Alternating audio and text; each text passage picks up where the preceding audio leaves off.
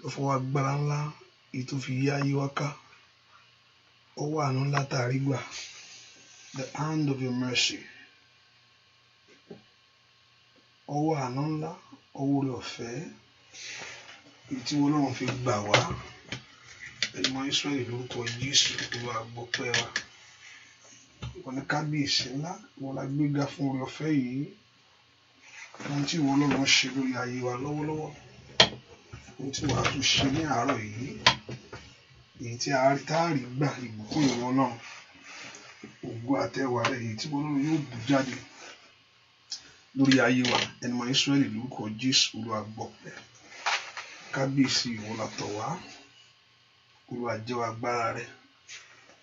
Járí ọ bàbá, lónìí járí ọ, járí ìyanu rẹ, járí agbára rẹ. Olúwa sọra rẹ di mímọ̀, Olúwa sọra rẹ di mímọ̀. Ohun ògo kó ṣẹlẹ̀ lórí ayé wa sẹ́, jẹ́ kí ìyanu kó ṣẹlẹ̀. Lord, manifest your grace, manifest your power as we look unto you, as we call upon you, as we lift our voice to you, O God. Father, manifest yourself. Manifest yourself, O God. Jẹ́ orúkọ rẹ kó di mímọ̀ nínú ayé wa. Jẹ́ kí ọ̀rọ̀ rẹ kó di mímọ̀. A ó sì gbé ọba, a ó sì yìn ọ́ lógo láé lórúkọ Jésù Kristi Olúwa àti Olùgbàlà wa. Àmín. Ọmọ náà jẹ́ ká bẹ̀rẹ̀ sí gbé Jésù ga láàárọ̀ yìí. I want us to lift our voice and just begin to thank him. Mo fẹ́ ká yìn tó tóbi jù yó, ọba tó mú ọwọ́ ní oṣù tuntun yìí, ọba tó mú ọ rìnrìn àjò yìí. The Lord that is with us, the Lord that is for us. I want us to lift our voice and just begin to exalt him. Ẹ kò dúpẹ́ lọ́wọ́ Ọlọ́run yìí, ọba tí òjò rá, ọba tí òjò jẹ́ ọdẹ ní ìgbàgbé ní oṣù keje. The Lord that journey with you.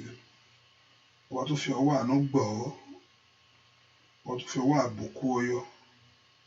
Òun náà fẹ́ kó gbéga lọ́wọ́lọ́wọ́ báyìí pé ó ṣe o. Olórí ayé ó ṣe o. Olórí ayé ó mà ṣe o.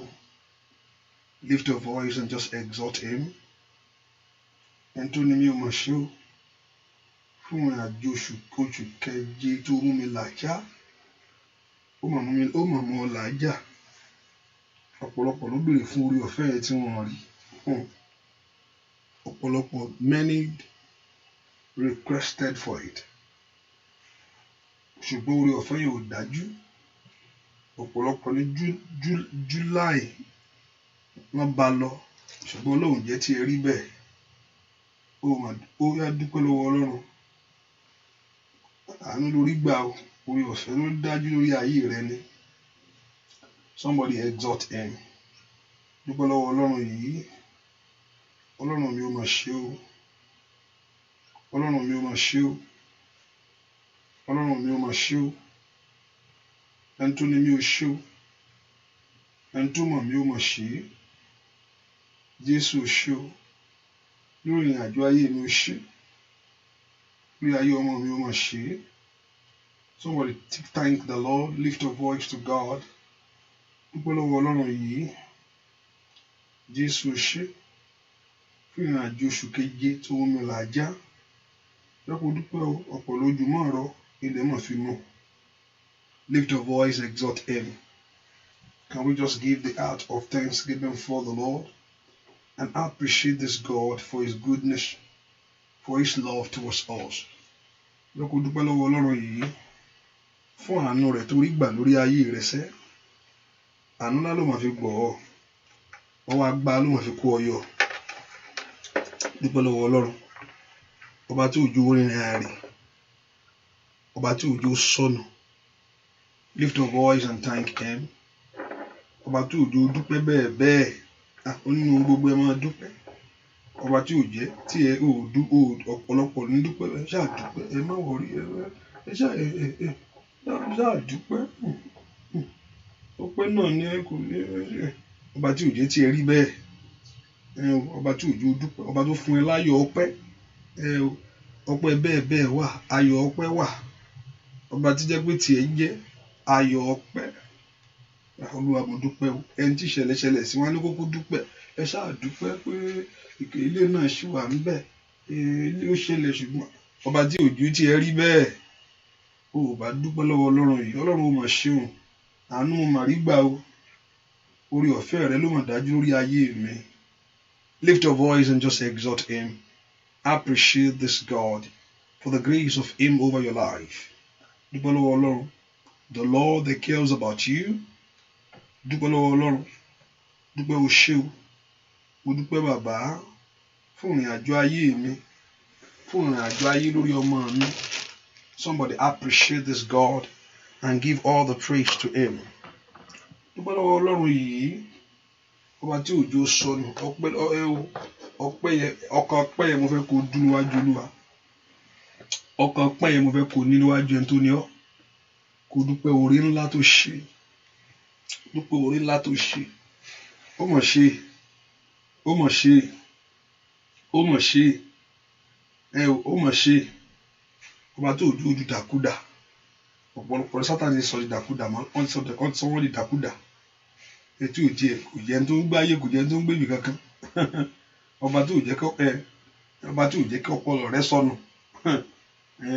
Dúpẹ́ lọ́wọ́ Jésù. Jésù ó mọ̀ ṣe o. Ó mọ̀ ṣe o. Máa ń gbá Sátánì láyè. Ọba tí ò jẹ́ ń dẹ́ni ẹ̀gàn. Ó ṣé bàbá mi o. Dúpẹ́ lọ́wọ́ rẹ̀. Bẹ́ẹ̀ kó fi gbogbo ògo fún. Ó mọ̀ tó bẹ́ẹ̀ ó ló ṣe o. Kì í ṣe mímọ̀ ṣe rẹ kò ń ṣe agbára rẹ. Kì í ṣe nípa ìmọ̀ rẹ. Kì í ṣe nípa pé o mọ̀ ọ́n ṣe. Ṣùgbọ́n oore ọ̀fẹ́ ló dájú. Kò yẹ pé o wà ní ọ̀pọ̀lọpọ̀ níbi tí mo wà ló fà á. Kò yẹ ibi tó wà ní. Ṣùgbọ́n oore ọ̀fẹ́ ló dájú. Lift your voice and appreciate the Lord. Dúpẹ́. Ó dá ọ sí fún ìdí kan ni. Ó dá ọ sí kó dúmọ̀ tì ọ́ ni. Ó dá ọ sí kó lè dé èèyàn láyé ni. O dúpẹ́ lọ́wọ́ Ọlọ́run. Ọlọ́run ó ṣé o. Kábíyèsí ó ṣé o. Lord, I thank you. My Father, I appreciate you. My Lord, I worship you. Dúpẹ́ fún ìrìn àjò oṣù yìí. Ọba tó mú ọ bẹ̀rẹ̀. Yóò tún mú ọ làájá tọmọtọmọ ní oṣù tó wọ̀ yìí. Ìpinnu rẹ̀ tiẹ̀ ní yóò ṣẹ lórí ayé rẹ̀. That the will of God and the purpose of God shall surely come to pass in your life. Ní májẹ̀mú ọ̀rọ̀ rẹ̀ ni yóò wá sí ìmúṣẹ. Can we lift our voice and appreciate God? Can we lift our voice and give God the praise? Can we lift our voice and appreciate this God, the faithful one and the righteous one? Can we appreciate the Holy One of Israel? Dúpẹ́ lọ́wọ́ ẹni tó tó bẹ́ẹ̀. Ó ṣé Ọlọ́run mi o. Ó ṣé Ọlọ́run mi o. Father, we thank you. Ó ṣé ẹni tó ní mí o. Dúpẹ́ lọ́wọ́ Ọlọ́run yẹn sẹ́. Dúpẹ́. 1,000 tongues is not enough to worship God for the grace of God over your life. 1,000 tongues is not enough to appreciate His great works towards your life. Ẹgbẹ̀rún ahọ́n kò mọ̀ tó. Èmi bá lẹ́gbẹ̀ẹ́ fún ahọ́n fún Olùgbàlà o. Ògo Ọlọ́run ọba mi. Ìṣẹ́gun orí rẹ̀. Jésù tó ṣẹ́rù mi dayọ̀. Tó mú bànújẹ́ tán. Orí etí ẹlẹ́ṣẹ̀. Ìyè àti ìlera. Ó sọ̀rọ̀ òkú gbóhùn rẹ̀. Gbọ́dọ̀ Jésù. Afọ́jú Olùgbàlà dé o. Ara fòfò fàyọ. Òtòṣìṣì gbàgbọ́. Dúpẹ́ lọ́wọ́ Ọlọ́run. Dúpẹ́ lọ́wọ́ ẹni tó ní ọ́. Dúpẹ́ lọ́wọ́ Jésù ṣó. Lift your voice and appreciate this God. Lift your voice and preach to Him. Give that honor to the Lord. Give that the art of worship, art of praise to the Lord. Give that honor to Him. My Father, we thank you. Jehovah God, we worship you. Dúpẹ́ lọ́wọ́ Ọlọ́run yìí. Kí ni fi san oore yìí? Oh, thank Him. Father, we thank you, Lord Jesus.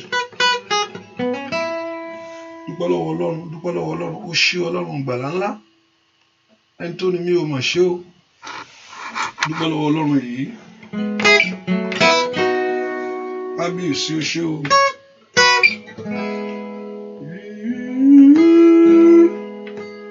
Dúpẹ́.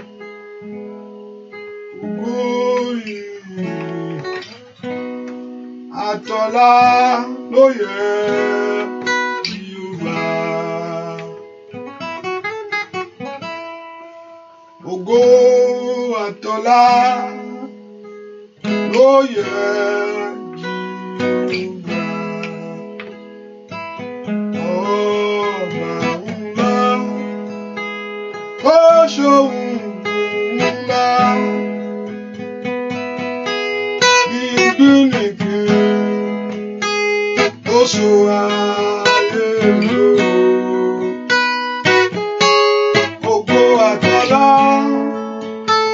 ló yẹ Yorùbá. Ògo àtọ̀lá ló yẹ Yorùbá. Ògo àtọ̀lá ló yẹ Yorùbá. Ìgbìnìkì ó so ayé lò. Ògo àtọ̀lá ló yẹ Yorùbá. Ògo àtọ̀lá ló yẹ Yorùbá. Ògo àtọ̀lá ló yẹ Yorùbá.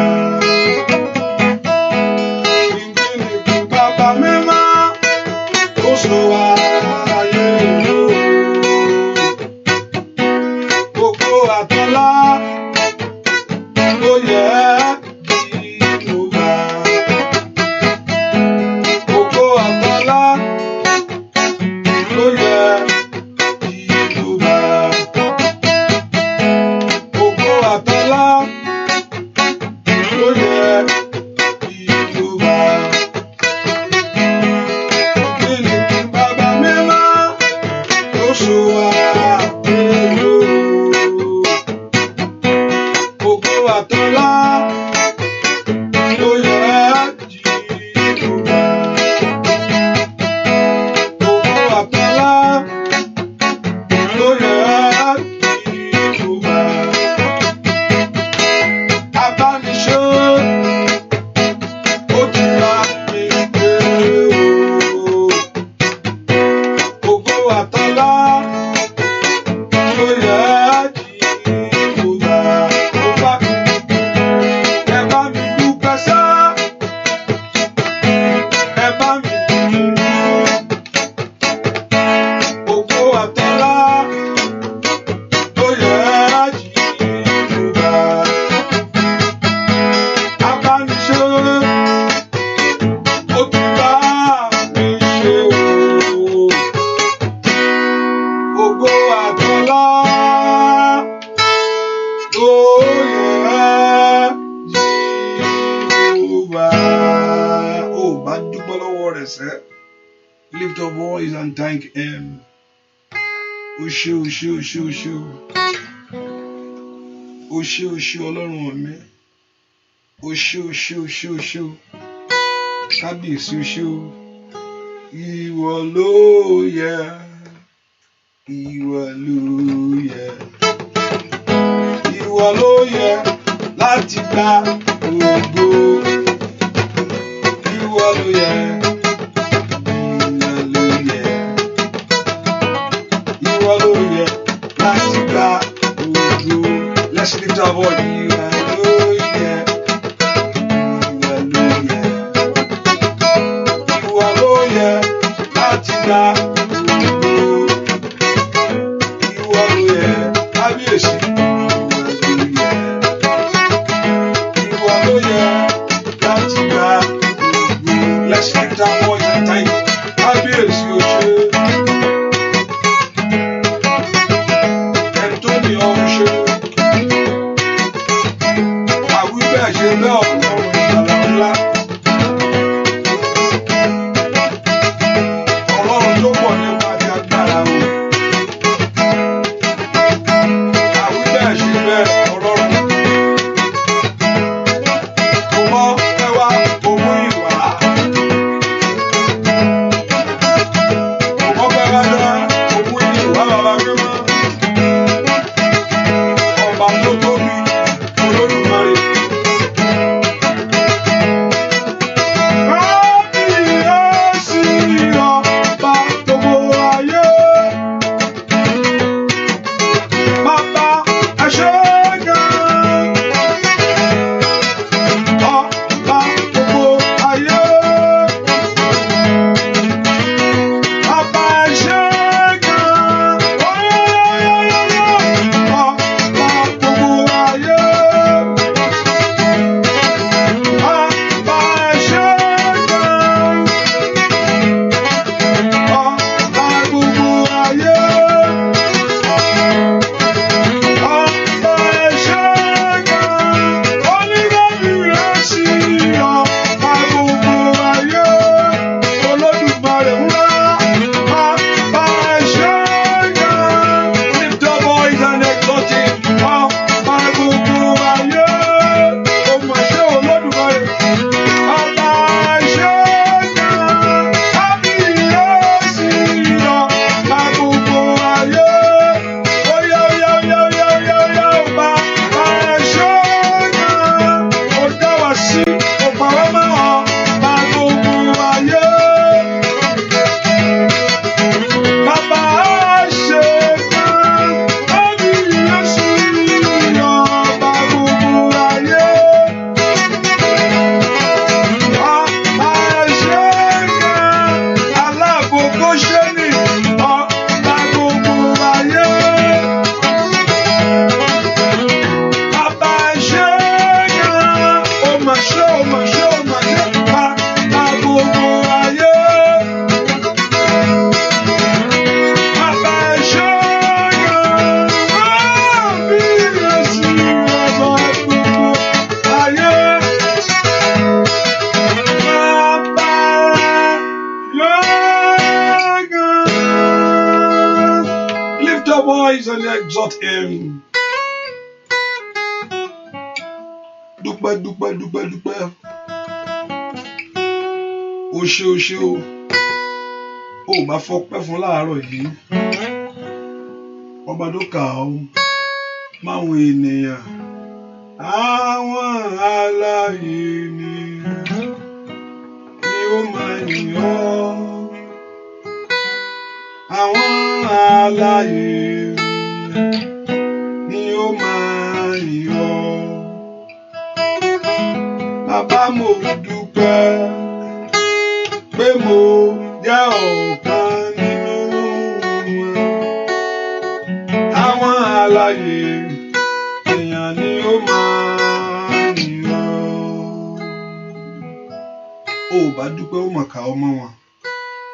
Thank God for God's protection over you. Lift your voice and just exalt him. O ò bá dúpẹ́. Ọlọ́run fún ìpinnu àti ètò rẹ̀ lórí ayé rẹ ni. Bàbá o ṣé o, mo yìn ọ́. Jésù o ṣé o. O ṣé Ọlọ́run tó pọ̀ nípa tí a gbà. Lift your voice and just lift up and thank him. Ọpẹ́ òkè pọ̀ jù níwájú Olúwa. kí ni kò ṣe fún ọ, kí ni kò ṣe fún wa. Mo ti dúpẹ́ tó ti pọ̀ jù, ọpẹ́ mi ó ti pọ̀ jù. I've thanked him enough, no, you keep on thanking him. Gbèsè ọpẹ́ mi pọ̀, mélòó san tán òpó. Gbèsè ọpẹ́ mi pọ̀ lọ́dọ̀ rẹ, Baba. You keep on thanking him. Gbèsè ọpẹ́ mi pọ̀. You keep on lifting your voice. Mélòó san tán. Gbèsè ọpẹ́ mi pọ̀ lọ́dọ̀ rẹ, Baba. Ó mà ṣe, Baba, ẹ ti ṣe fún mi o. Onífẹ́ jùlọ ẹ máa ṣe.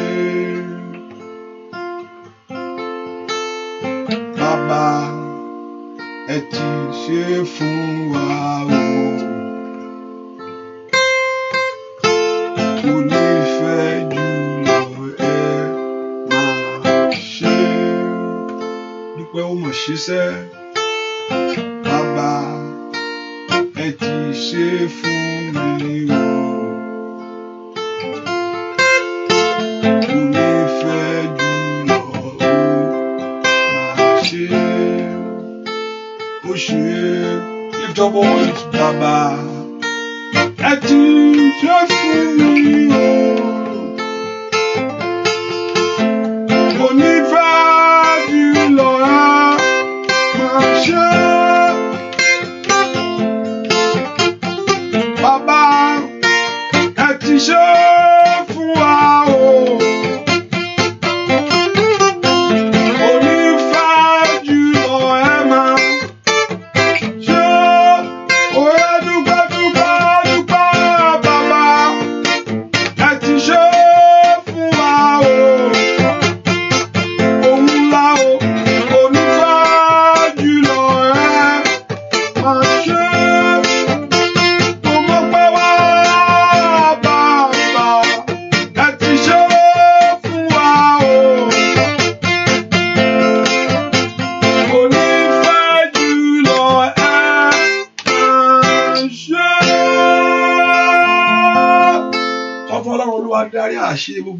Forgive all my sin, cleanse me from all my iniquities. Olúwa dárí àṣìdé mi gbogbo jì.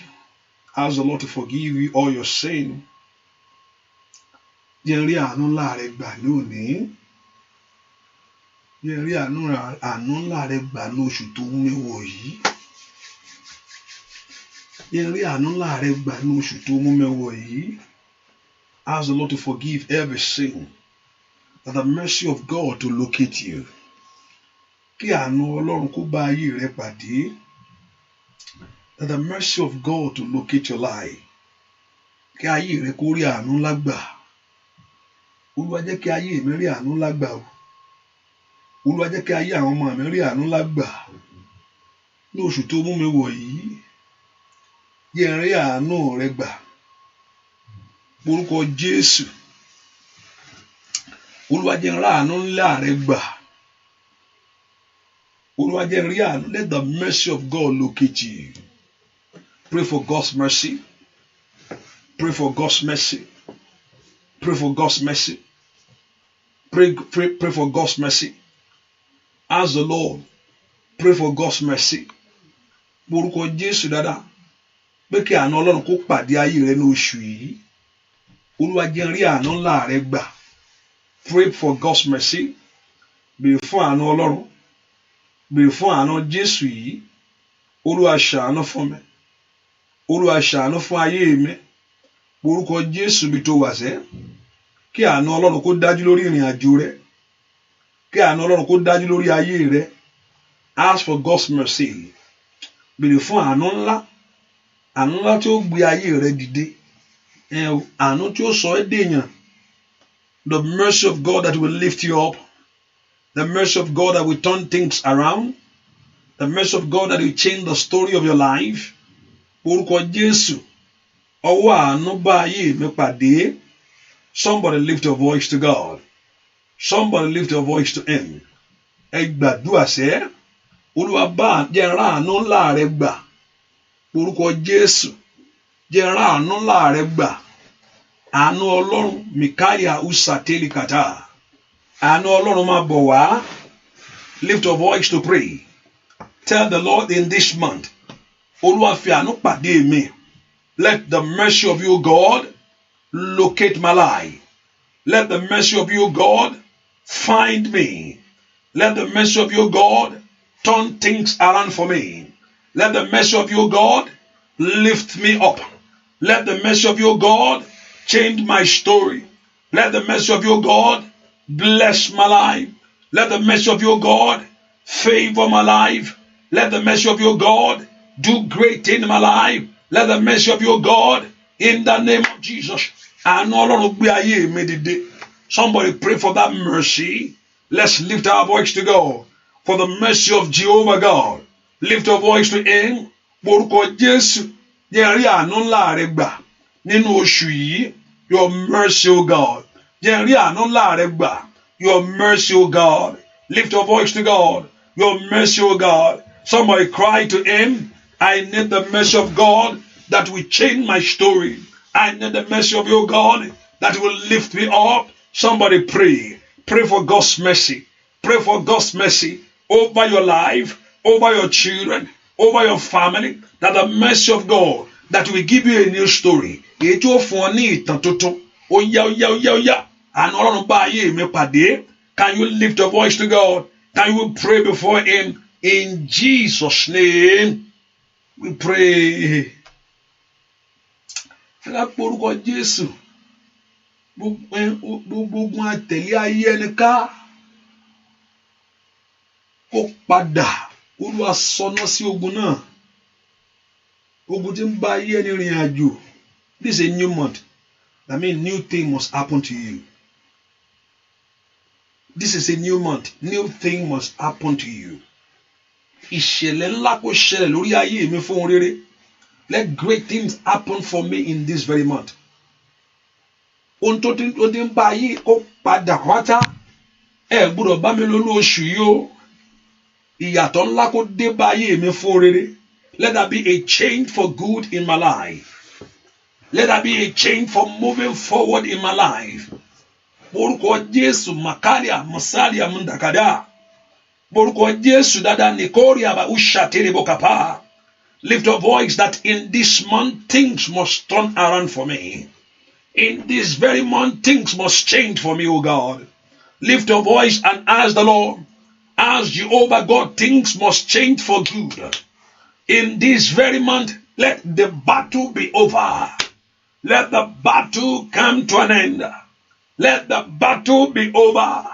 Lord, you have given me the privilege to see a new month. Ó ti fún mi ní àǹfààní láti rí oṣù tuntun. Ọwọ́ àṣeyọrí kí ó kàn ayé mi. God has given you the privilege to see this month. Let there be a change of story. Let there be a change of situation and circumstances. Let there be a change in your life. Lift your voice and pray. Ọ̀nà kí ìyàtọ̀ kó dé bá ayé rẹ ni. Somebody lift your voice to Him. My Father and my God. Let there be a change of story. Let there be a change of situation. Ó yá gbàdúrà ìyípadà ńlá kó dé bá ayé mi bàbá. Somebody open your heart to pray. Somebody lift your voice to God. Let there be a change. Ìyípadà ńlá jó dé bá ayé mi. Hi, my side. Wale kiri kari pauli side katalia. Lift your voice to pray. Likatele bokum prada katida boka shadabo. Open your heart before the Lord. Borúkọ Jésù ra. Lift out your voice to Him. Ìyípadà ńlá èjó mú ohun tuntun bá mi. Ìyípadà ńlá èjó mú ayé mi tẹ̀síwájú. Ìyípadà ńlá èjó fún mi ní orin tuntun kan láyé. Ó yá ń bolo wá sẹ́. Let God of heaven give to you. Let God of heaven give to you. In the name of Jesus. Maya Kataria Bakaba. Masoko rabakala. Mato predeketelebo. Maseketelebo kapa. Malikerebo kapa. Open your heart and pray. Pray masida. Matori katalabakate. Malikerada yo satila. Open your heart and pray. A great change that will lift you up. A great change in Jesus' name. We pray. Lord Jesus, Lord, make this month of August my month of greatness. Let my life know this month for good. Ayé mi kó mọ oṣù yìí fún rere. Kó di oṣù àìlèmọ́ gbàgbé fún rere. The Lord should turn this month unforgettable month for you. A month to remember for good. The Lord should make month of August a month to remember 2019. A month to remember for good. Something that will last you for the rest of your life can happen in this month. In this month, something great that will last you for the rest of life can take place in this month for you. Ó lè ṣẹlẹ̀ ohun tó báyé rẹ̀ kalẹ̀ tó mú ìgbọ̀ tó ń bọ̀. Ó lè ṣẹlẹ̀ ní oṣù yìí. Ọjọ́ kan lèèyàn náà máa ń ṣoríire. Ọjọ́ kan lèèyàn náà máa ń wọ bí ayọ̀ lọ. It's one day that you will enter into your place of fulfillment in life. It's one day that we enter a place of joy that will change your life, that will change your story, that will change your situation, that will lead you to a place of fulfillment in life. And God, Jesus, lift your voice and tell the Lord, let this month of August, let it be a month for my greatness. Kó Joshua àṣeyọrí fún mi sẹ́, mo sọ̀rọ̀ àṣẹ jáde ni. I release a word by the power of God, by the authority and by the mandate of heaven. Make this month for month of greatness for me. Oh, ọdún oṣù àìlèmọ́gbàgbé, a month to remember, a month to remember for great things, month to remember for something great. Oya, kí ìṣẹ̀lẹ̀ ayọ̀ kó ṣẹlẹ̀ ní oṣù yìí fún ọ, ìṣẹ̀lẹ̀ àṣeyọrí kó ṣẹlẹ̀ ní oṣù yìí fún ọ. This is the first day in that month. Things must change for you. Things must change for your life. In Jesus' name, we pray. Let me do again. For those that can type, let me do my analysis or database or data. For those in London, or you are not from America, you don't have to type your city, or you can just type something like you probably say just something like take note. For those in America, or maybe I should switch those in America. Okay, USA, Canada. Okay. For those in America and Canada, just leave the one there.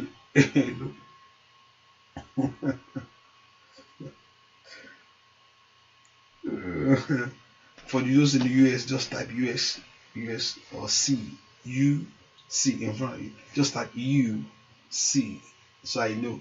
And if you are from Mexico, Mexico, so put M there. Like Mexico, no, because that's not America, right? Okay, or like we use the word, okay, not. Okay, that you can use not. That means not. So I know that. And let's leave the rest. So I know what I'm. Okay. Thank you. Okay, thank you. Okay. So I'm doing something. So let's leave. Lift your voice and say, Lord, make this month the month of my miracle. The one that can make it is God Himself. Oh, the one that can make that month is God Himself. The one that can make that month is God Himself. Even though not your own strength, not on your own power. Kò ń ṣe páyàn ló lè sọ oṣù ẹ ní oṣù ènìyàn láyé. Ọlọ́run nìkan ló lè sọ oṣù ẹ lóṣù ẹ. Now you are before God that can make that month your month. I want to lift your voice and call upon the Lord. My Father, make this month my month of turnaround. Olúwa sọ oṣù yìí di oṣù àṣeyọrí fún mi láyé. Mo ní ọjọ́ kan lè máa ń dé báyàn. Ìrìn àdẹ̀ bẹ́ẹ̀ lómi abakalẹ̀. It's just one day that will turn your life around. Ẹlòmíì ọjọ́ kan náà ní ayé rẹ̀ yóò gba nǹkan.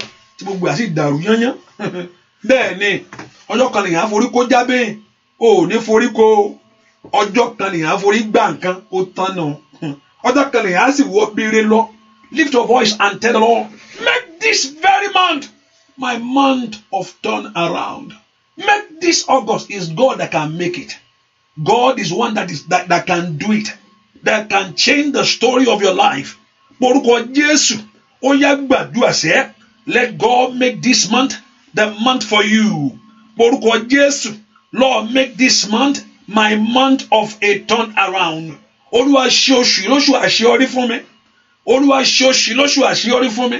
Gbogbo tí mo ti ń gbàdúrà fún, ẹ kò lé mi lọ́wọ́ ní oṣù yìí o. This is the first day in the month. What you have been praying for, what you have been lifting your voice for, that Lord God of heaven to release. Ó yẹ kó lé mi lọ́wọ́ ní oṣù yìí.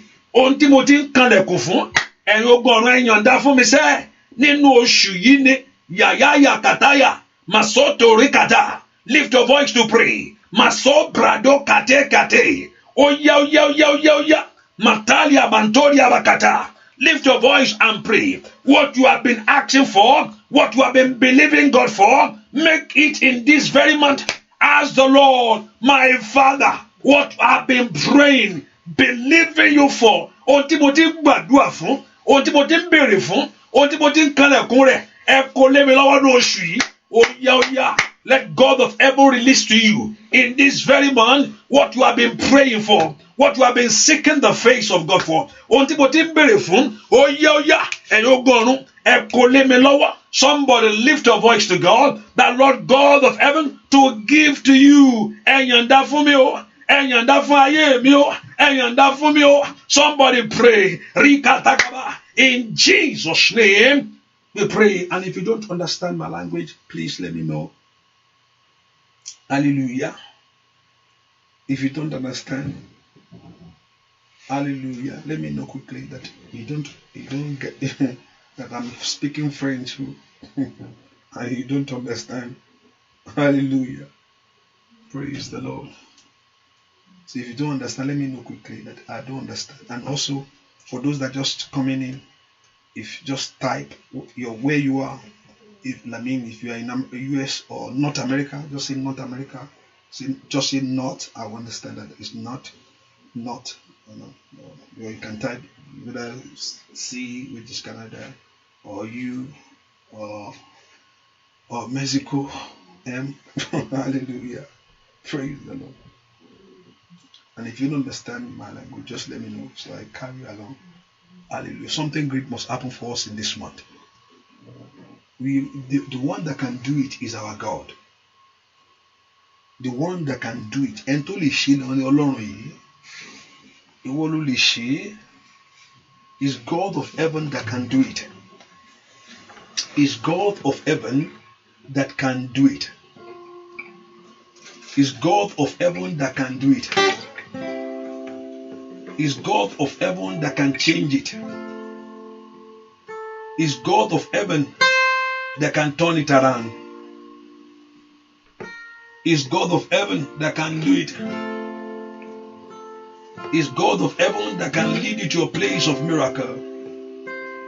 Lord, do it, O God. Lord, do it, O God. Oh, ìṣẹ̀lẹ̀ ìyanu ayọ̀. Ìṣẹ̀lẹ̀ ìyanu ayọ̀. Ni mo retí lọ́jọ́ gbogbo. Ìṣẹ̀lẹ̀ ìyanu ayọ̀ yẹ kó ṣẹlẹ̀ láyé mi. Ìṣẹ̀lẹ̀ ìyanu ayọ̀. Ìṣẹ̀lẹ̀ ìyanu ayọ̀ ni mo retí lọ́jọ́ gbogbo. Ìṣẹ̀lẹ̀ ìyanu ayọ̀ yẹ kó ṣẹlẹ̀ láyé mi. Let the word you are being expecting.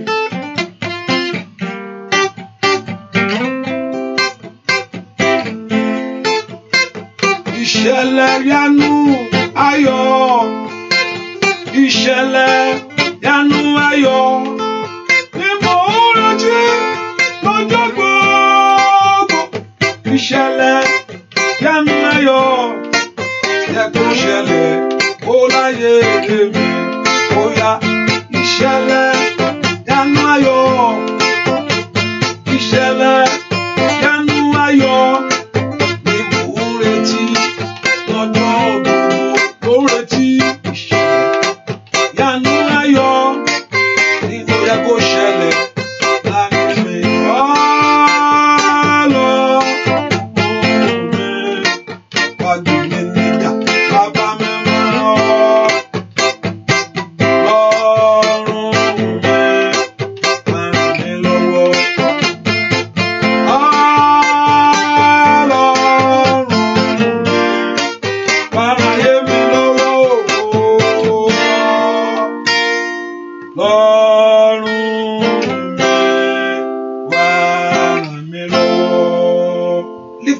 And tell the Lord, it's my time, oh God. Àkókò orí mi tó. Lord, it's my time, oh God. Ó ní ọmọ kìnìún á máa ṣaláìní, ó ní ebi á máa pa wọ́n. Mi ìgbúdọ̀ ṣe àìní ohun rere. Ọmọ kìnìún á máa ṣe aláìní. The young lion do lack. Olúwa mi ìgbúdọ̀ ṣe aláìní yìí. Ìbùkún kó bàlẹ́ ayé mi máa tó fẹ́ táyé ò fẹ́ kó tẹ̀ ọ́ lọ́wọ́. Olúwa ọmọ kìnìún máa ń ṣaláìní o ebi torí pé mo ní ọ ìdí tó fi ní ṣaláìní torí pé mo ní ọ. Lórúkọ Jésù, I put my trust in you. Mi ìgbúdọ̀ ṣaláìní. Àṣeyọrí kó wọnú ayé mi, àṣeyọrí kó wọnú ọ̀nà mi. Oṣù yìí wọ ọ̀nà mi là. Let your doors open in this month. Let the desires of your heart be granted. Ní orúkọ Jésù, let my doors open in this month. Let the desires of my heart be granted. Let my doors open in this month. Let the desires of my heart in the Liparusata be granted. Porúkọ Jésù, let the doors of my miracle open in this month. Let the desires of my heart be granted. Èrò ọkàn mi fún rere. Ẹ̀yin ogun ọ̀run ẹ yọ̀ǹda fún mi. Ẹ̀yin ogun ọ̀run ẹ gbà fún mi. Let the host of heaven agree with you. Let the host of heaven agree with you. Kí ọ̀run kó yọ̀ǹda fún ọ. Kí ọ̀run kó gbà fún ọ. Ọmọ náà ńlá ni kó gbàdúrà. Orúkọ Jésù. Ó dá kí ọ̀run kó yọ̀ǹda fún ọ. Ó dá kí wọ́n gbà fún ọ ní ọdún yìí. Ní orúkọ Jésù. Kí a gbé ayé rẹ dìde fún rere. Ní orúkọ Jésù, ká gbé iṣẹ́ rẹ dìde fún rere. Ó yá. Masaida, Malikaliaba, Shadori Abokopa. Orúkọ Jésù, ó dá ká gbé iṣẹ́ rẹ dìde fún rere. Ó dá kí ọwọ́ ọ̀tún kó kan ayé rẹ. It's time for your miracle. It's time for your moving forward. It's time for your going higher. Lift your voice and pray. The Lord God of heaven must change your story. The story must change this year. Ó dá kí oore kó dé bẹ́ẹ̀. Ó yá lanu kó gbàdúrà. Orúkọ Jésù, ìgbà ọ̀tun kó dé bá mi o. Ìgbà àṣeyọrí kó dé bá mi o. Ní orúkọ Jésù, ìgbà ògo kó dé bá mi o. Gbọ́ àdúrà lórúkọ Jésù Kristi. Olúwa wa, ohun tó gbà láyé náà làdúrà. Hallelujah. What you have to do is to I know you have to take a step of faith, number one. I know you have to take a step of faith, which I believe, but what will open the doors for your life is through prayer, nothing else. If you're a child of God, and I mean prayer means by talking to God. Àdúrà pé kéèyàn máa bá Ọlọ́run sọ̀rọ̀. That what will change the story of your life is talking to God. Báyìí tó ní ọ sọ̀rọ̀ ni. That means nothing else will change the story. I don't see anything else that will change my story. A man can't do it. A man can't do it. Èèyàn ò lè ṣe fún ẹ. Èèyàn ò lè báyàn ṣe bí kò ń ṣe Ọlọ́run. Èèyàn ò lè báyàn ṣe bí kò ń ṣe ẹni tó ní ọ. No one can change the story of your life bí kò ń ṣe. Ó yẹ yí ìtàn ayé mi padà. Mọ́rùn fẹ́ kó porúkọ Jésù. Ẹ yí ìtàn ayé mi padà. Change my story, O God. Ohun tí ayé ti mọ̀ mí fún tí ò tẹ́ mi lọ́rùn. Ohun tí ayé ti mọ̀ mí fún èyí tí ò jẹ́ kí ògo ṣẹlẹ̀. Ohun tí ayé ti mọ̀ mí fún tí ò jẹ́ rí ìrànlọ́wọ́. Ó yẹ yí ìtàn ayé mi padà. I want you to begin to lift your voice and tell the Lord, change the story of my life. ẹni tó ni mí o, ẹ yí ìtàn ayé mi padà. Bẹ́ẹ̀ kó porúkọ Jésù bí tó wà sẹ́. Ó yẹ Ọlọ́run mi o, ó yẹ yí ìtàn ayé mi padà. Ẹni tó ni mí lórúkọ Jésù, ó yẹ yí ìtàn ayé mi padà. Àná ọmọ Ọlọ́run lanu kó gbàdúrà. Bẹ́ẹ̀ kó porúkọ Jésù yẹn ni. Ọlọ́run yí ìtàn ayé mi padà. Change the story of my life. Change the story of my life. Change the story of my life. Porúkọ Jésù, ó yẹ yí ìtàn ayé mi padà. Ọlọ́run lanu kó o bá gbàdúrà. Let God change the story of my life. Ẹ yí ìtàn ayé mi padà. Ìtàn táyé màmá mi pé mi lọ́kọ. Ìtàn táyé màmá mi pé mi lọ́mọ. Ìtàn ayé mi tí ayé mọ̀ pé mi níwèé ìgbélú. Ó yá ọmọ Ọlọ́run bolo wà sẹ́. Ó yá pò níṣẹ́ pò rówó. Ayàgàdàgàbá sèkétèkétélìà rotandàgàbá. Ẹni tó yí padà. Ó yá bá ń yí padà. Yí ìtàn ayé mi padà. Yí ohun tí ayé màmá mi padà. Ọmọ Ọlọ́run lanu kó gbàdúrà. Lift your voice and pray. Ó dán kí Ọlọ́run kó yí ìtàn rẹ padà. Ẹni tó pọ̀ nípa àtàgbára. Ó yẹ yí ìtàn ayé mi padà. Ìtàn táyé màmá mi o. Ohun tí ayé màmá mi o. Ohun tí ayé màmá mi o. Ohun tí ayé màmá mi o. Ohun tí ayé màmá mi o. Ohun tí ayé màmá mi o. Orúkọ Jésù yẹn ni. Lift your voice and tell the Lord. Olúwa yí ìtàn mi padà. Ohun tí ayé màmá mi. Ó yá bá yí padà. Rúta kàtàkàbà. Ó yá ìtàn tí ayé màmá mi. Ọmọ Ọlọ́run lanu kó gbàdúrà. Orúkọ Jésù. Gbọ́n náà ó ti wà ń bẹ̀ yẹn. Ó ti wà ń bẹ̀ yẹn lọ́jọ́ pípẹ́. O ò lè jáde, kò lè wálé ẹ fílẹ̀. Kò lè wálé àkílódé. Kò ní ìwé ní ìkòlá. Ìtàn tí ayé màmá. Ó yá gbàdúrà. Lórúkọ Jésù Kristi. Olúwa wá. Olúwa yí ìtàn mi padà. Ìjọ kan mo débè kan ìjọ kan. Bàbá yìí wọ́n mọ ìtàn mi. Wọ́n mọ tó ṣẹlẹ̀. Wọ́n mọ tó ṣẹlẹ̀ rí. Ìgbà tí mo wá dọ́dọ̀ yẹn, wá pé ó ní ṣe bí ìwọ ló sọ pé o fẹ́ lọ lóyìnbó ń gbà yẹn. Mo ní bẹ́ẹ̀ ni. Ìwọ ló gbá ojú rẹ̀ mọ́lẹ̀. Mo ní bẹ́ẹ̀ ni sà. Ṣe bí mo ní ọ̀la. Wọ́n sọ pé ìlú òyìnbó yẹn ló ti wá báyìí. Mo ní bẹ́ẹ̀ ni. Torí pé kíni wọ́n fowó mi jiyàn. Hallelujah. Ìtàn yí padà o. Ọ̀tọ̀ ni nǹkan tán mọ̀. The story change. Ìbí ìwọ ló sọ pé ó fẹ́ lọ lóyìnbó ló ń fẹ́ travel gbà yẹn. Mo ní bẹ́ẹ̀ ni. Tí gbogbo ẹ̀rí bá kan torí gbogbo ẹ̀ ẹsẹ̀ bẹ́ẹ̀ mo ní bẹ́ẹ̀ ni bẹ́ẹ̀ ni sà bẹ́ẹ̀ ni sà. Tọ̀ wọ́n á sọ pé ìlú òyìnbó yẹn ló ti wá náà. Mo ní bẹ́ẹ̀ ni. Wọ́n ní ìlú òyìnbó ló ti délé ni. Mo ní bẹ́ẹ̀ ni. Yes sir. Ìtàn jẹ́ ohun tó bàbá mọ̀ ó ti yàtọ̀ o. Ohun tí bàbá mọ̀ tẹ́lẹ̀ ó ti yàtọ̀. Kí ló mọ̀ mọ́ ìwọ náà? Kí ló mọ̀ mọ́ ayé rẹ? Kí ló mọ̀ mọ́ ayé àwọn ọmọ rẹ? Àwọn ọmọ wọn yẹn ẹ porúkọ Jésù. Ẹni tó ni mí àkókò ti tó. Ìtàn tí ayé mọ̀ mọ́ mi. Wọ́n mọ̀ mọ́ Jábésì pé ọmọ ìbànújẹ́ ni o. Wọ́n mọ̀ mọ́ Jábésì pé ọmọ ìbànújẹ́ ni. The story of Jabez, they know that the people knew about him that he's a sorrowful child. But no, and Bibles they also declare the story changed. It said Jabez was more honorable. Now the story has changed. The story has changed and the level has changed. I don't know your story.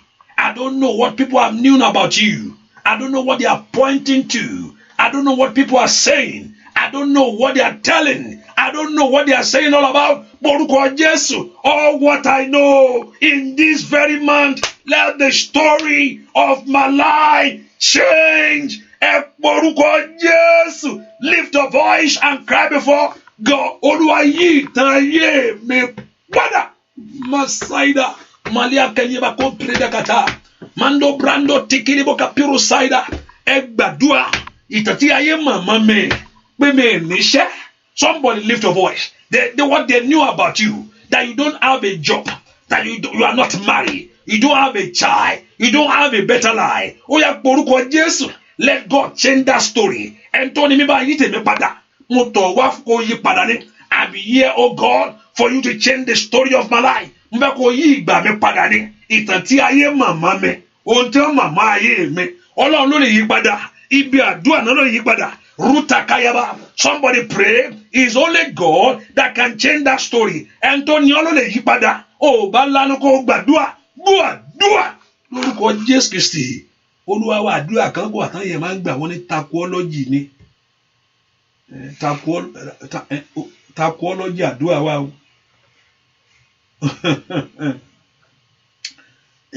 Takuọ́lọ́jì àdúrà wa. I say, if you don't understand my language, please type it so I will not be carried away. You know? And I say, if you don't understand what I'm saying, please let me know. So I don't understand. So I know what I'm saying, because sometimes when I know I'm speaking my language, I'm carried away, except I know that this is basically the English section. So I will not, if I know, so I would just know that those that don't understand me are there. So that's why I say, if I know this Yoruba section, in which I want to carry everybody along, so just type that I don't understand. So I carry you, so I will not be carried away sometimes. I'm carried away. Hallelujah. So just let me know, so you, when I know that you are there, so I'll carry you along. I don't understand. Okay. Now I'm aware very well now. Okay, thank you. Now I want you to lift your voice and tell the Lord what I'm saying, that the Lord should change the story of your life. There are certain things in your life that people have recognized. There are certain things in our life that people have acknowledged that this is what is happening in the life of this sister. This is what is going on in this life of this man. I know this is what is going on. They knew about your story. And some story has turned to shame. And when that even though you cannot come closer, or you cannot share your mind, you can't be among the people because of your story. But we have a God that's in heaven, and that can change the story of your life. I don't know what they have known about you. I don't know what people are saying. But what I need tonight, in this month of August, that Lord Almighty change the story of my life. No. That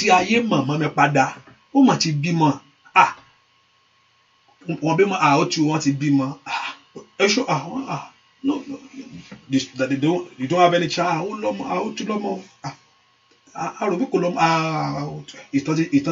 The story has changed.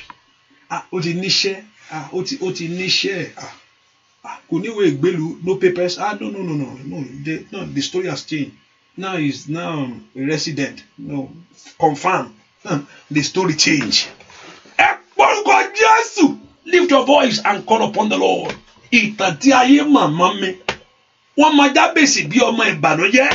People knew him that he's a sorrowful child. And Bible declare Jabez went before the Lord. Jabez, oh Lord, keep Ọlọ́run kò mà dákẹ́. Oh, Masida Kidebakaya. Ìtàtí ayé mà lórí iṣẹ́ mi. Ìtàtí ayé mà lórí business mi.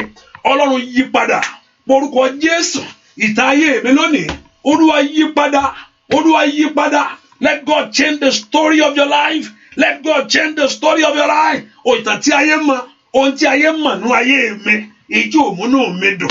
That very thing. Ohun tí ayé mọ̀ nú ọ̀nà mi, èjì òmáyọ̀ mi kú. Oya. Somebody lift your voice and pray. Mananda baku satalabagaba. Mato brada katakaba. In Jesus' name, we pray. Certain things that are our stories sometimes, and people look, how can they, just hurt you? But me, how can I make this person mad? But mostly they just like, I want to make this person mad. And what they want to go, they will go for the eating point. They will just throw it at you. That very thing that is going in your life. wọ́n fi ohun tó ń ṣẹlẹ̀ nínú ayé rẹ sọ̀rọ̀ sí ẹ bàbá mo ṣe lè ìgbà tó bá wò kí n bá mo ṣe lè sọ̀rọ̀ sí kó dùn ìwọ tó yẹ pé oníṣẹ́ tó kàn ń fẹsẹ̀ gbálẹ̀ gbérégbéré ẹni tó sì ń sunkún nù yàrá pé òun oníṣẹ́ ó ní kó bó ẹkún pé ó fi ohun tó ń bú mi ṣẹlẹ̀ sí mi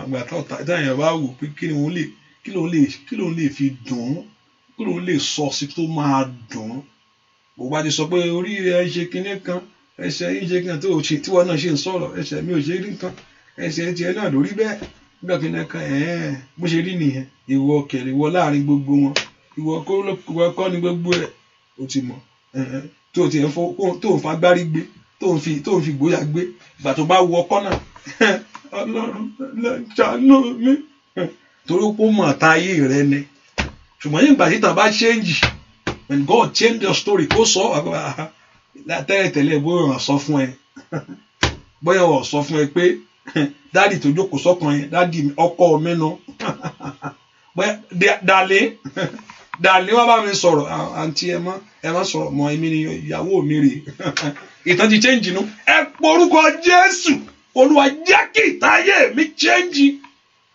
let the story of my life change. I want you to lift your voice and talk to God. Olúwa yí ìtàn ayé mi padà. Ohun tí ayé màmá mi o. Oya Masaida kula kali abakusa teria. Mandianda dia kusakura kata labakatali abokabe. Manombre do tekeli akatali musoto brado kate. Lift your voice and call upon the one that created you.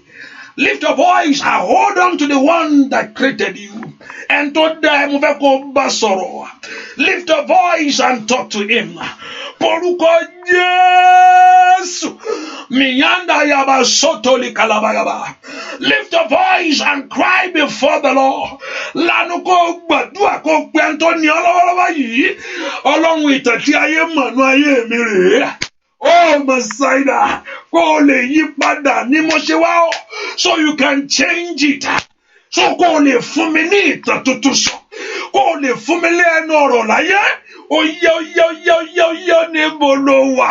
Hey, Messiah, lift your voice and pray that Lord change my story. Change my story. Nínú oṣù tí mo wọ̀ yìí o, change my story. Oyè bẹ̀rẹ̀ rẹ̀, ẹ̀yí ìtayé mi padà. Father, in Jesus' name, we pray. I have no power of my own. I have no power of my own. Holy Spirit, I look unto you. Help me. I have no power of my own. I have no power of my own. I have no power of my own. Holy Spirit, I look unto you. Help me. I have no power of my own. Lift your voice. Holy Spirit, I look unto you. Help me. I have no power of my own. I have no power. I have no power of my own. I have no power of my own. Holy Spirit, Holy Spirit, I look unto you. Help me. I have no power of my own. Ẹnìkan bá ṣe ń kọrin mo rí pé wọ́n gbé òkúta lórí ìkan yìí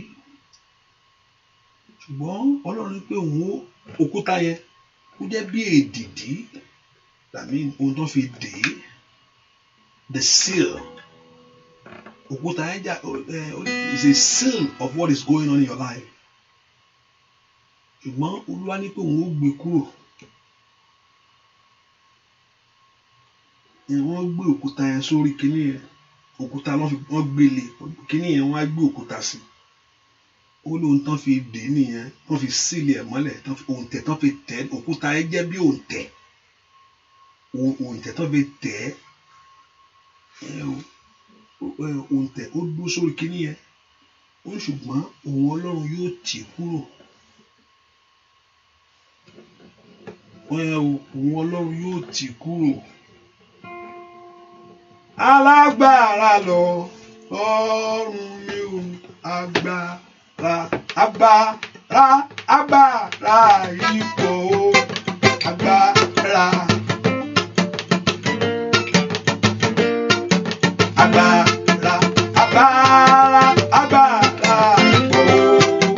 agbára alágbára lọ ọ̀run mi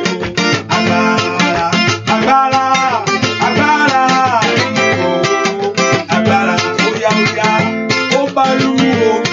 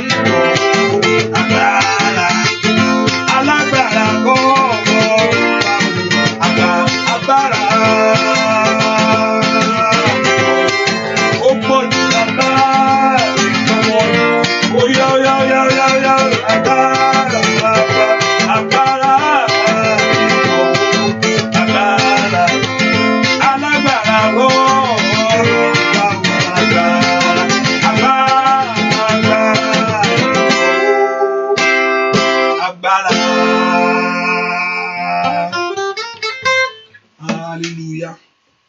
Let me repeat myself again. For those in North America, a type not. At the sound of the type in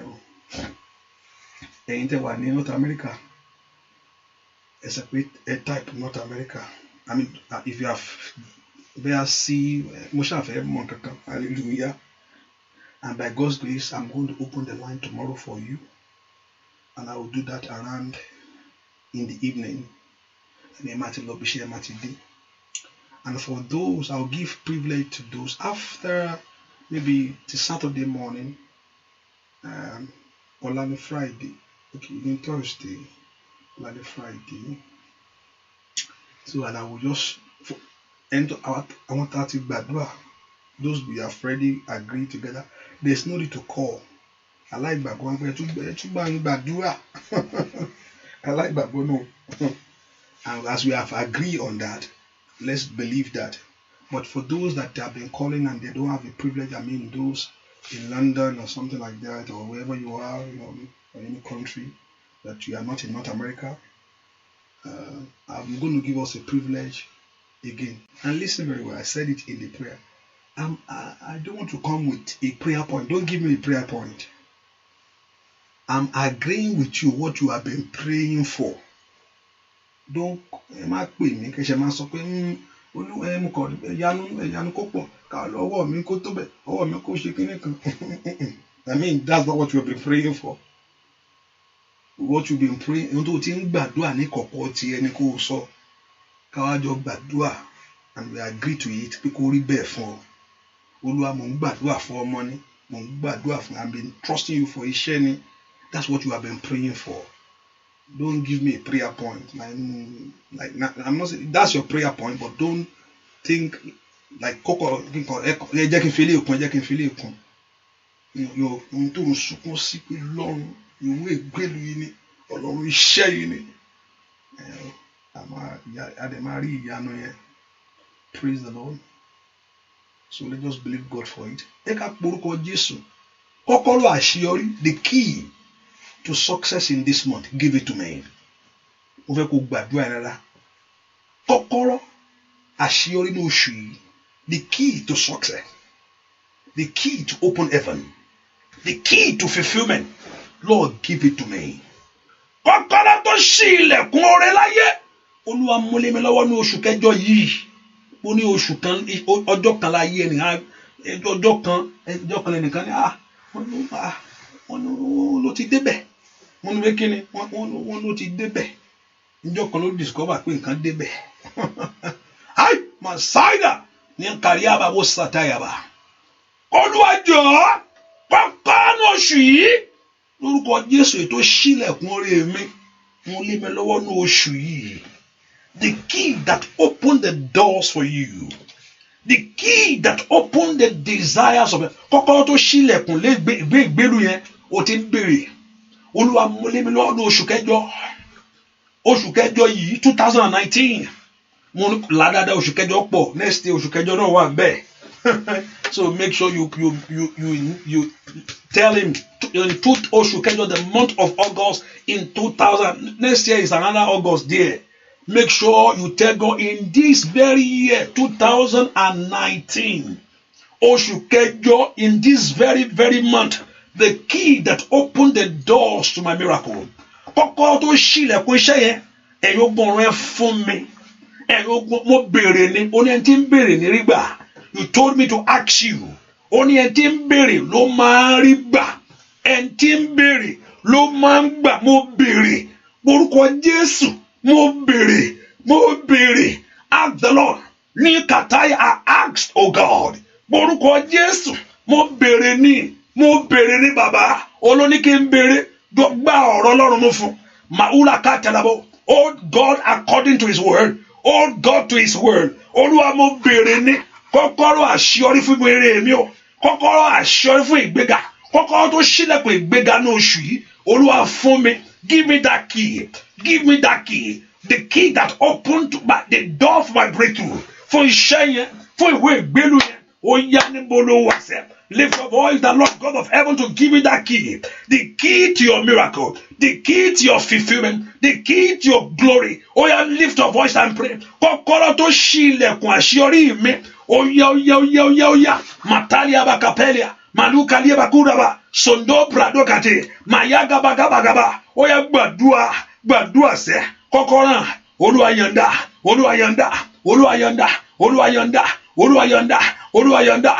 yọ̀ǹda. Gbàdúrà. Somebody pray. That very key. The key. Kọ́kọ́rọ́ tó ṣí ilẹ̀kùn náà. Kọ́kọ́rọ́ tó ṣí ilẹ̀kùn ògo mi. Kọ́kọ́rọ́ tó ṣí ilẹ̀kùn àṣeyọrí mi. Kọ́kọ́rọ́ tí ń fi rọ́mọ bí láyé. Ó yá gbàdúrà. Somebody give it to me. Ẹ fún mi. In Jesus' name. We pray. Orúkọ Jésù dáadáa. Agbára tí ò fẹ́ kí n gbé ayé mi nínú rọrùn. Ọlọ́run ló mọ̀. Olúwa palẹ̀ wọn mọ́. Ìmọ̀ bó ṣe máa palẹ̀ wọn mọ́. Ẹni tí yóò fọ́gi mọ́ lórí yóò fọ́gi mọ́ lórí. Tí lè mẹ́rin wọ́n ṣàkíkẹ́ ni kó palẹ̀ rẹ̀ mọ́. Òun ló mọ bó ṣe máa ṣe o. I don't know.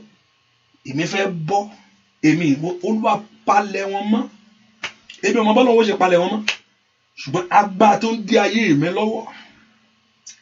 Agbára tó ń di mi lọ́wọ́ tó lóun ò fẹ́ gbà. Májẹ̀mú tó ń bá ayé mi jà. Tó lóun ò ní jẹ́ ẹ lọ.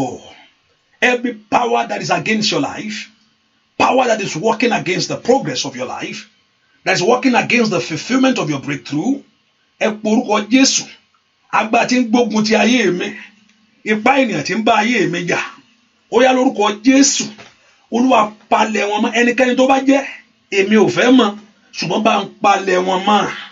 Ìmọ̀ òkùnkùn wọn tó ti fọra kán ti kóra wọn jọ. Ibi tó ti fohùn ṣọ̀kan lórí ayé mi. Ìyẹn ló lágbára jù. Wọ́n máa fohùn ṣọ̀kan lórí èèyàn. Ọlọ́run ọgbọ́n sọ pé when they are the Tower of Babel, and God looked at them. Bọ́lọ́run ṣe tó bóyá lágbára tó. Ó ní pé àwọn ilé ọ̀kan lọ́wọ́ o, they are in the same. I mean, ohun tẹ́ni ẹ̀ ń rò ní kejì náà ń rò. That's why the prayer of agreement is very powerful. When you come to a point, just find someone and agree with them. Ó ní pé òṣọ̀kan ni, they are in one. Ọlọ́run gan sọ bẹ́ẹ̀. Look at the scripture very well. Ó ní pé àwọn arábí ìṣọ̀kan lọ́wọ́ máa wá o. And tí ìṣọ̀kan bá ti wà, you can't hold them. Èṣù náà mọ̀ pé tí ìṣọ̀kan ò bá ti síbì kan. That's why he loves to to divide. The ways of the devil is to divide. Once they can divide, that means much in that area. That's why he used the strategies and the plans to divide. So division is not of God. It's of the great of devil. That's why only the Nigeria only that do a lot because everyone is divided. This year you are this, you are that, you are that, and BT ṣọ̀kan ò bá ti sí. Ọlọ́run gan o, ìgbà tó lọ́run rí pé àwọn ará bíi ìdí ohun tí yẹn ń rò ní kejì náà rò pé ẹ má dìbò a máa kan Ọlọ́run lára. Bẹ́ẹ̀ ni kò fẹ́ gbàdúrà, and one thing is that they don't want to pray. That's one thing. They just want to walk into God, and Ọlọ́run wá sọ pé and God Ọlọ́run ara bí wọn máa ṣe kíní yà máa possible fún wọn kó tó mọ̀ ẹ̀mí mímọ́ Holy Spirit ọmọ wọn á wọlé tọ̀ wá o because ìṣọ̀kan lára bí wà I can see it in them. Kí ni Ọlọ́run wá ṣe kò send iná kò ní kí iná jó wọn kò ní kí iná pa wọn. And what God did, he put a division into them. Ó da èdè wọn rú. I mean ìdí wọ́n gbé pọ́npọ́n wá pọ́npọ́n ò mọ̀ ń gbé wá dánimú kí ló ń sọ yìí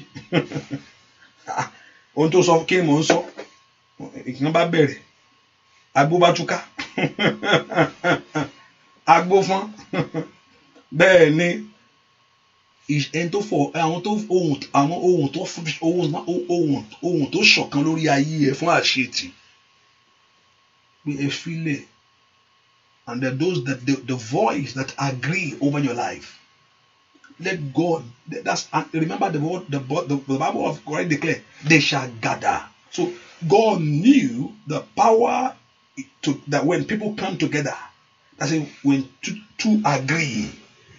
When two agree, two. He knows the power of agreement. Ọlọ́run honor agreement. Honor. Méjì ọ̀run gangan ò lè dúró tí ẹ pé nǹkan tí wọ́n rò lèmi náà rò nǹkan tí wọ́n rò ló ń rò pé kó dá ó máa dá fún ẹ. The heaven cannot hold you down. Ìyanu yẹn á ṣẹlẹ̀. Ẹ ká porúkọ Jésù, lift your voice and tell Lord. Ibi gbogbo ohun tó fọwọ́sowọ́pọ̀ lórí mi ohun ilé bàbá àti ohun ilé ìyá tó wá tún fọwọ́sowọ́pọ̀ mú ohun ọ̀rẹ́ tàbí ohun àdúgbò. I mean what their mission over your life is the same thing. That's why some people are trying to come out of many things in life. They can't able to get out because the voice over them, the agreement over the person is so strong. The agreement over that person is so strong. Àwọn tó fọwọ́ tó ń gba ọwọ́ wọn papọ̀ pé àníṣe ẹ má jò bọ́ sí fún, àníṣe ẹ má jò oríṣi o, àníṣe ẹ má tẹ̀lé o, ẹ má bá lọ o. Mo ṣàfẹ́ ọ̀pọ̀lọpọ̀ I've been trying mo ṣe ń kàn tó láti ṣe kí nìyẹn kó ṣà ń ṣe ní ohun tó fọwọ́sowọ́pọ̀, ọwọ́ tó fọwọ́sowọ́pọ̀, ìmọ̀ tó fọwọ́sowọ́pọ̀ lórí ayé mi, ètò lòdì, every agreement of the devil over my life, Lord scatter them. I request rikata gabagaba. Ó yá ìwọ náà béèrè, Olúwa tú wọn ká, Olúwa tú wọn ká, Olúwa tú wọn ká, Olúwa tú wọn ká, Olúwa tú wọn ká. Ó ní orúkọ Jésù. Ask the Lord to scatter them. Oh yeah. Lift your voice and cry upon the Lord. Olúwa gbàdúrà, Olúwa tú wọn ká ní oṣù ìfún mi ni. Likaya baba. Ní Olúwa tú wọn ká, Olúwa tú wọn ká. Orúkọ Jésù. Olúwa tú wọn ká. Gbọ́ àdúrà. Lórúkọ Jésù Kristi. Olúwa wá mi gbọ́dọ̀ pẹ́. I'm coming back tomorrow. Àìkọ́ Ọlọ́run kò dìde, kò tú àwọn tá mi ká. Ọlọ́run dìde, kò tú àwọn tá mi ká. Àwọn tó kórìíra mi, àwọn tó kórìíra mi, kí wọ́n sálọ lọ́dọ̀ mi. Ó yá o, Ọlọ́run kò dìde, kò tú àwọn tá mi ká. Let God scatter them. Ọlọ́run kò dìde, kò tú àwọn tá mi ká. Àwọn tó kórìíra mi, àwọn tó kórìíra mi, kí wọ́n sálọ lọ́dọ̀ mi. Nínú ọdún yìí, nínú oṣù yìí, Olúwa tú wọn ká kíákíá. Ó yá, gbogbo ohun tó lòdì, gbogbo ohun àṣetì, gbogbo ohun àmúbọ́. Onígbọ́ Ọlọ́run kò dìde, kò tú àwọn tá mi ká. Ọlọ́run kò dìde, kò tú àwọn tá mi ká. Àwọn tó kórìíra mi, àwọn tó kórìíra mi, kí wọ́n sálọ lọ́dọ̀ mi. Bàbá mi, Ọlọ́run kò dìde, kò tú àwọn. Bàbá mi tú wọn ká. Ọlọ́run kò dìde, kò tú àwọn. Let God scatter them. Àwọn tó kórìíra mi, àwọn tó kórìíra mi, kí wọ́n sálọ lọ́dọ̀ mi. Bàbá mi, Olódùmarè ńlá, Olódùmarè ńlá. Ó yá. Ayayayayayaya. Sáré. Àròbè tòtóyà. Àrùsè kékeré mi lé tàràdàyà. Ó yá. Ọlọ́run kò dìde. Ọlọ́run kò dìde. Kò tú àwọn tá mi ká. Alágbára kò dìde. Kò tú àwọn tá mi ká. Àwọn tó kórìíra mi, bàbá o, àwọn tó kórìíra mi, kí wọ́n sálọ lọ. Ó yá o, Ọlọ́run kò dìde, kò tú àwọn ọ̀tá mi ká. Máa ṣe orí ọ̀fẹ́, ẹ̀yin ará Europe, ó dàbí bá a ṣe máa ṣe ní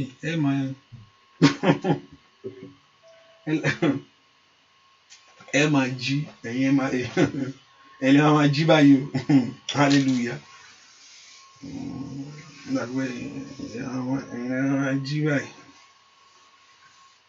Ẹ̀yin máa jí lágo márùn-ún báyìí o. Hallelujah. Praise the Lord. So for those in America, say you are North America, say it. If you are in North America, máa ṣe orí ọ̀fẹ́ ní ìsìn. Ọ̀pọ̀lọpọ̀ àrùgbà ṣe bẹ̀rẹ̀ ní. Type North America. Ẹ ká porúkọ Jésù. Ọlọ́run jọ̀ọ́ nínú oṣù yìí, ìmọ̀ wọn Olúwa bàjẹ́. Ìmọ̀ ọ̀tá tó ti ń tẹ̀lé ayé mi. The thought of evil, the plans of evil that have been following my life. Olúwa tú wọn ká. Olúwa tú ìmọ̀ náà ká. Ohun tí ó ti ń tẹ̀lé mi, ohun tó fọwọ́sowọ́pọ̀. Olúwa tú ohun náà lónìí. Tọ́lọ́run bá tí ìjà bá ti wo ara wọn, àwọn gan Olúwa ní pé wọ́n mu ẹ̀jẹ̀ ara wọn. Olúwa ní wọ́n jẹran ara wọn, wọ́n sì mu ẹ̀jẹ̀ ara wọn. when there is division, is where people are drinking their own blood and eating their own flesh. Nǹkan ti ṣẹlẹ̀ ní táwọn kan bá ti ń jẹ ara wọn, tó bá ti ń mu ẹ̀jẹ̀ ara wọn, tó bá ti ń jẹ ara wọn, tó bá ti ń mu ẹ̀jẹ̀ ara wọn, nǹkan ti ṣẹlẹ̀ nù o. Ìmọ̀ ti dàrú nù o. Tí àwọn èèyàn bá ti ń lu pọ́npọ́n mára wọn, nǹkan mi dé nù. Ẹ porúkọ Jésù, Olúwa tú wọn ká, Olúwa dà mọ́ wọn rú, Olúwa tú wọn ká, Olúwa dà ìmọ̀ wọn rú, Olúwa tú wọn ká, Olúwa dèdè wọn rú, Olúwa tú wọn ká. Gbogbo àwọn tí ò fẹ́ kó ṣẹlẹ̀, gbogbo àwọn tí ò fẹ́ kó ṣẹlẹ̀, àwọn kan wà márùn gbogbo yẹn ló ń bọ́ bóyín, wọ́n fẹ́ kó, àwọn kan ò fẹ́ kó ṣẹlẹ̀. Tó o bá sọ fẹ́ lómi pé àwọn fẹ́ fún mi iṣẹ́, inú àbàjẹ́, òun náà dẹ̀ fẹ́ níṣẹ́. Mo rò pé bó ṣe ríṣẹ́ yẹn, I am happy, inú wọn ń dùn sí. Ó wá sọ pé ó fẹ́ fún ẹ iṣẹ́, inú ẹ ò dùn. Mo sọ pé ó fẹ́ lọ́kọ láyé, inú ẹ bó ṣe lọ́kọ ìgbà, I just like, mo like bó ṣe wà yẹn tó lọ́kọ yẹn. Ó máa ń dùn, mo ṣe máa ń rí inú ẹ ń dùn ni. Bó ṣe lówó lọ́wọ́ yẹn, inú ẹ ń dùn ni. Ayọ̀ ló jẹ́ fún pé kò lówó kò ní kankan. Sọ pé ó wà lápò ẹ̀. Ìwọ náà ṣe máa, ó máa sọ pé ó fẹ́ wà ń bẹ̀ nìyẹn o. Olúwa dà mọ́ wọn rú, Olúwa tú wọn ká lórí ọmọ mi o. Ìmọ̀ wọn ò gbúdọ̀ jọ. Father, scatter them. Ask the Lord to scatter them. Ask Jehovah God to destroy their plans. Ìmọ̀ òkùnkùn bàjẹ́ lórí ayé mi. Ìmọ̀ òkùnkùn dópin. Ó yá lórúkọ Jésù. Ìmọ̀ òkùnkùn bàjẹ́ lórí ayé mi. Ìmọ̀ òkùnkùn dópin. Gbọ́ àdúrà lórúkọ Jésù Kristi. Olúwa wa, let me go. Ẹ ká sọ fún Jésù ń ta fẹ́ ní oṣù yìí. Ask the Lord, what do you need in this very month? Ask the Lord what you need in this very month. Lift your voice and ask God for what you need in this month. Sọ fún Ọlọ́run ohun tó fẹ́ ní oṣù yìí. Olúwa, jẹ́ ká àdúrà mi gbà. Ohun tí mo ń béèrè lọ́wọ́ ẹ ni pé kí ọ̀nà mi là. Ask God for what you need in this month. Sọ fún Ọlọ́run ohun tó fẹ́ kó ṣe ní oṣù àkẹjọ yìí. Oṣù kẹjọ yìí ni bàbá. Jẹ́ kí ire ayé mi kó dé. Ire mi ti dé. Gbogbo ojú ni yóò rí. Jẹ́ kí ire kàn mí Olódùmarè. Jẹ́ n lẹ́nu ọpẹ́ lórí ọ̀rọ̀ yìí. Sọ fún Jésù, jẹ́ n lẹ́nu ọpẹ́ lórí ọ̀rọ̀ yìí lóṣù kẹjọ yìí. Kọ́kọ́rọ́ tó ṣí ilẹ̀kùn yìí, ẹ̀yin ogun ọ̀run ẹ fún mi. Ìmọ̀ tó ṣí ilẹ̀kùn yìí, ẹ yànda fún mi. Olùrànlọ́wọ́ ó yẹ rán sí mi. Ohun ńlá kó ṣẹlẹ̀ ní ayé mi. Ojú ò ní tì ọ́ o. Mo gbàdúrà fún ọ kí ayé yín kó rí ayọ̀. Mo gbàdúrà fún yín kí ayé yín kó lógo. Mo gbàdúrà fún yín that Lord Jehovah God said to you, in this very month, let Jehovah God change the story of your life. I pray that Jehovah God bless you. I pray that Jehovah God favor you. Go in this blessing of God. Go in this glory of God. It shall be well with you.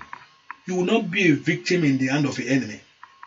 Lórúkọ Jésù, I say you will not be a victim in the hand of your enemy. I say you will not be a victim in the hand of your enemy. Ogun ayé ò ní borí ẹ. Ogun ayé ò ní gbé ọ ṣánlẹ̀. Agbénipa ò ní rí ọ mú. Lórúkọ Jésù, ọ̀nà rẹ là láyé. Wà á délẹ̀ ìlérí rẹ. Ilẹ̀kùn ṣí fún ọ. That great thing that you have been seeking before the Lord. Lórúkọ Jésù, I call it, let it manifest to you. Let God order your step. Let God order your step. Let your step be ordered. You see, the step of the righteous is ordered by God. Let God order your step to your place of miracle. K'Olúwa kó darí ayé rẹ síbi ire rẹ. K'Olúwa kó darí rẹ síbi ayọ̀ rẹ. K'Olúwa kó darí rẹ síbi ìbùkún rẹ. K'Olúwa kó darí rẹ síbi àṣeyọrí rẹ. Ojú ò ní tì ọ́. Ká pè ọ́ fún oore láyé. Ká pè ọ́ fún oore láyé. Níbi àyè ńlá kan dárúkọ rẹ. Ní orúkọ Jésù, níbi ògo. Lórúkọ Jésù, let them mention you for something great in life. Go in this blessing. This month shall be the month for you. As the grace of God has seen you through to begin this month. The grace of God, that kayabakata, le sondo logotega, shall see you through. Ni kali prado, your testimony shall come. Ni orúkọ Jésù, you will come out of this month triumphantly. In the name of Jesus, you will not be a victim. Ní orúkọ Jésù, wàá jáde pẹ̀lú ìṣẹ́gun.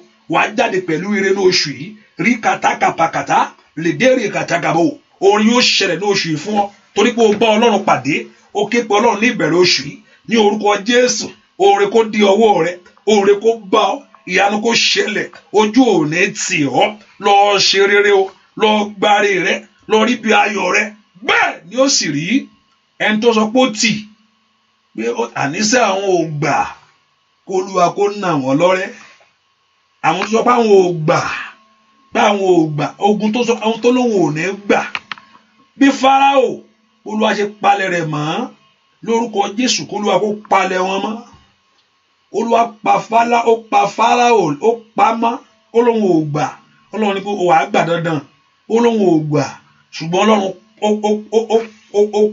ó parẹ́ ó mú kúrò ogun tó lóun ò gbàṣẹ́ Olúwa kó mú kúrò lójú ọ̀nà ayé rẹ ìwọ káyé rẹ kó rí ìyanu ká pè ọ́ fún ire láyé o kí ọwọ́ rẹ kó bà á ní orúkọ Jésù Ọlọ́run gbogbo àwọn èèyàn dọwọ́ rẹ Olúwa sàmì èsì wọn lára àmì ògo Olúwa sàsí wọn lára ò ní dalábọ̀ ara ní orúkọ Jésù àgọ́ ara rẹ ò ní sọnù ẹ̀yà ara rẹ ò ní sọnù ò ní dalábọ̀ ara ní orúkọ Jésù ara rẹ ò ní sọnù àgọ́ ara rẹ ò ní sọnù ò ní dalábọ̀ ara ní orúkọ Jésù ayé ò ní pọ̀ sáyé ní orúkọ Jésù nìkáyàbá sàdóńdìrìkàtẹ́ mà ó kàfàlìà àbódájú o àbódájú o àbódájú o you are covered by the blood you are covered by the blood you are covered by the blood you are covered by the blood ní orúkọ Jésù àbódájú lórí ayé ẹ tọmọtọmọ bẹ́ẹ̀ ni ó sì rí láì lórúkọ Jésù Kristi Olúwa wa àmín àmín àmín lórúkọ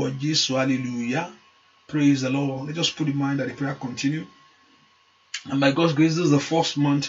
This is the first day. So for we're going to pray again, and I'll open the line for those in America today in the evening, our time. But in the morning, there's morning prayer and also by 5 o'clock, I will try. Even though I'll probably come before 5 or 5, and I will do that short prayer, just short prayer. So we're going to. And I want to open the line around for those in America, maybe around 8. Can I say 8? 8. I open. So we do our agreement. We agree together, and also your picture. We agree. Kayoko rí ọ fún rere. Kayoko dá ọmọ fún rere. Kayoko rí ọ fún rere. Kayoko dá ọmọ fún rere. In this very month, Kayoko rí ọ fún rere. Kayoko sì dá ọmọ fún rere. So by God's will, I will do that for those in America, and I'm not going to, as I said to those in America, that I'm not picking those in North America, for those in Europe or outside North America, that I'm not going to pick their phone. The same thing, I'm not going to pick your phone too. If you are calling from anywhere, London, I'm not going to pick it up until I settle those people. And later on, for those, and I said that I know some people called me after the prayer. I said, no, I can pray. We can do that next week, anytime. But from this time, call me when I'm here. But you can talk something else with me, I don't mind. But for me to agree with you, do it when I'm here. If I'm still sitting here, it's okay. Even if I finish the prayer, if I'm still sitting here, if you can, I'm still here. That's okay. So, I believe Agbara no.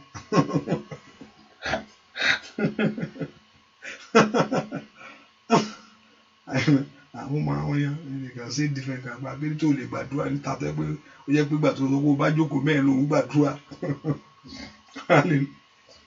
I can pray for you anywhere, no matter. But we are agreeing. I believe God for it before men. That because of God, hallelujah. God. Praise the Lord. So let's just do that tomorrow by God's grace. Hallelujah. Hallelujah. Ọlọ́run alọ́ba ìlú kọjú sùúrù àkóbá lọ. Kí ayọ̀ àkópọ̀. Let our joy be full. Give us a testimony. Now ask the Lord for what you need. I know you have been praying. Tell the Lord what you want in this very month. And you man be lo man rí gbà. And sọ fún Ọlọ́run in your own way. Tell the Lord that this is what you need in this. Father, I pray for this in this month of August. Ask God in your own way. I don't know. Tell the Lord, Lord, I pray for this in this month of. This is the first day in the month, and I pray for this in this month. Lord, I pray for this in this month. Mo gbàdúrà fún eléyìí ní oṣù yìí.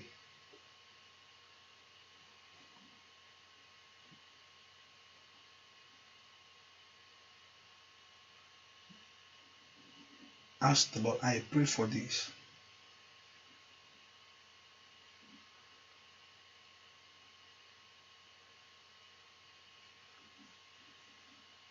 I pray for this, O God, in this month. Mo bèrè fún eléyìí ní oṣù yìí. Kó rí bẹ́ẹ̀. Bẹ́ẹ̀ ni ó ṣe rí. Jésù Olúwa wa. Àmín.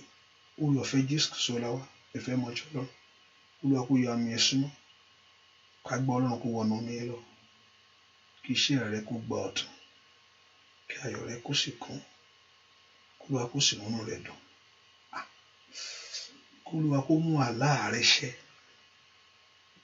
Àlá rẹ fún rere. Olúwa kó mú ṣẹ fún ọ. Ìran rẹ fún rere. Olúwa kó mú ṣẹ. Let God fulfill your dreams for you. Your dream for greatness. Your dream for fulfillment. Let God fulfill it for you. Kí Olúwa kó mú àlá rẹ ṣẹ. Ìran rẹ. Your vision for great things. Let God fulfill it for you. In Jesus' name we pray. Can somebody give God the praise? Happy New Month. God bless you. Thank you for coming. God bless you. Bye-bye.